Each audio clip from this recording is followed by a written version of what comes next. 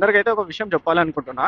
ఏంటంటే మీరు బైక్ కొన్న తర్వాత ఆ క్రేజ్ ఉండొచ్చు. అబ్బా! మంచిగా బైక్ కొన్నాం, స్పీడ్‌గా నడపాలి అది ఇది అని చెప్పి. బట్ మీరు లిమిట్స్‌ని అస్సలు క్రాస్ చేయకండి. మీరు కంట్రోల్ చేయగలుగుతారంటేనే. ఎందుకు చెప్తున్నా అంటే, సో మీరు బైక్ కొన్న తర్వాత ఆ సంతోషంలో స్పీడ్ వెళ్తారు. సడెన్‌గా ఏదైనా ఇష్యూ అయిందనుకోండి, అప్పుడు మీకేం కాదు. మీ పేరెంట్స్ ఎంత బాధపడతారో అది మీకు తెలీదు.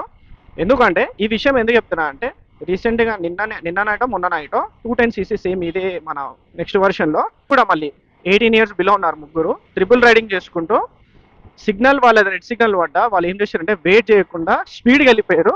పక్కన నుంచి వచ్చి కారు గుద్దేసింది. సో తప్పు వీళ్ళదే. బైక్ కొత్తది, ఇంకా కొత్త బైక్, రిజిస్ట్రేషన్ కూడా కాలేదు. సో అట్లా జోష్‌లో వెళ్ళిపోతారు. సో సడన్‌గా ఏదో ఒకటి అయిపోయి ప్రాణాల మీదకి తెచ్చుకుంటారు. సో పేరెంట్స్ కూడా వాళ్ళు 18 ఇయర్స్ అంటే వాళ్ళు బైక్ ఎలా ఇప్పించారో మరి నాకు కూడా తెలీదు.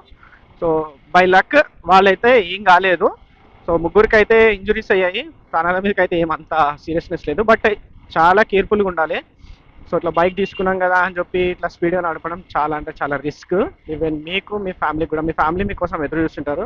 సో కేర్‌ఫుల్‌గా బైక్ డ్రైవ్ చేయండి. ఈవెన్ మీరు 18 ఇయర్స్ బిలో ఉన్న వాళ్ళకైతే మాక్సిమం అయితే ఇలాంటి బైక్స్ అయితే సజెస్ట్ చేయకండి, ఇప్పియకండి కూడా. సో పేరెంట్స్ కూడా కొంచెం టేక్ కేర్ తీసుకోవాలి, ఫ్యామిలీస్ అంతా కూడా. సో అదనమాట. సో నాకు రీసెంట్‌గా ఇది నేను ఫేస్‌బుక్‌లో స్క్రోల్ చేస్తుంటే నాకు ఇట్లా పోస్ట్ వచ్చిందనమాట. సో యాక్సిడెంట్ అయినట్టు. ఐ థింక్ ఇంకొక ముగ్గురులో ఒక అబ్బాయికి ఐ థింక్ కాలు ఇంజురీ అయింది చాలా సీరియస్‌గా. బట్ బై లక్ అంత సీరియస్ ఏం లేదు. సో ఎంతకైనా అందరూ జాగ్రత్తగా ఉండండి.